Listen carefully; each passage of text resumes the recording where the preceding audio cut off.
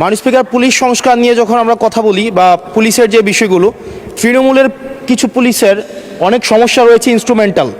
যেমন পুলিশকে যখন তদন্ত করতে পাঠানো হয়, ওই তদন্তের খরচ কিন্তু থানা থেকে দেওয়া হয় না, আর যেটা দেওয়া হয় সেটা কিন্তু অপ্রতুল। আমরা যখন পুলিশকে একটা কাজ করতে দিচ্ছি কিন্তু বাজেট দিচ্ছি না, পুলিশে একটা কালচার প্রচলিত রয়েছে, সেটা হচ্ছে ম্যানেজ করে নাও। এই ম্যানেজ করতে গিয়ে দেখা যায় পুলিশ দুর্নীতির বিভিন্ন কাজে তারা কনভেনশনালি জড়িয়ে পড়ে। যেমন কিছুদিন আগে আমাদের 26শে মার্চের প্রোগ্রাম হয়েছে, এবং সেটা হচ্ছে সবাই জানে এই 26শে মার্চের প্রোগ্রামে যে বাজেট দেওয়া হয়েছে প্রশাসনকে, সেই বাজেট এবং প্রোগ্রাম করতে গিয়ে যে খরচ হয়েছে সেটার মধ্যে কিন্তু আনুপাতিক অনেক ধরনের ব্যবধান রয়েছে। তখন যে কাজটা করতে হয়, পুলিশ ব্যবসায়ী থেকে তারপর হচ্ছে তার এলাকার বিভিন্ন প্রতিষ্ঠিত মানুষ থেকে কিন্তু অর্থ উঠাতে হয়।